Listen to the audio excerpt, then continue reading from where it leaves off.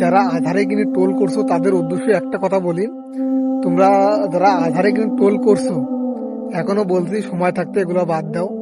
তোমরা এমন একটা মানুষকে নিয়ে টোল করছো, বর্তমানে বাংলাদেশে এই মানুষটার জন্যই কিন্তু প্রতিটা মুসলমান এক হয়েছে, আর সেই মানুষটাকে নিয়ে তোমরা টোল করছো। আসলে কাউ বয়, এই যে অনেক হুজুরি দেখছি এটা নিয়ে মিজানুর রহমানকে মানে অনেক খারাপ খারাপ কথা বলছে কাউ বয়।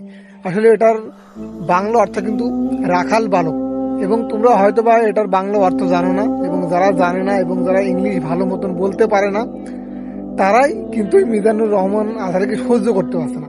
এই জন্য সহ্য করতে পারছে না কারণ মিজানুর রহমান খুব সহজেই খুব ভালোভাবেই ইংলিশে কথা বলতে পারে এবং অন্য অন্য হুজুর কিন্তু এগুলো পারে না। এই জন্য মিজানুর রহমানকে সহ্য করতে পারছে না অন্য অন্য হুজুররা। তো শুধু এতটুকুই বলবো, তোমরা যতই এই মানুষটাকে নিচে নামানোর চেষ্টা করো, ওই উপরওয়ালা এই মানুষটাকে কখনোই নিচে নামাবে না। উপরওয়ালা থাকতে এই মানুষটাকে তোমরা কিছুই করতে পারবে না। আর এই মানুষটা আমাদের ইয়াংদের আইডল, সো আমরা থাকতে এই মানুষটার কখনো কিছু হবে না। আমরা সবসময় এই মিজানুর রহমান আজহারের পাশে আসি, থাকবো এবং অলওয়েজ অল টাইম থাকবো। তো আজকে 11 তারিখ, আজকে কিন্তু সিলেটেও একটা মাহফিল আছে।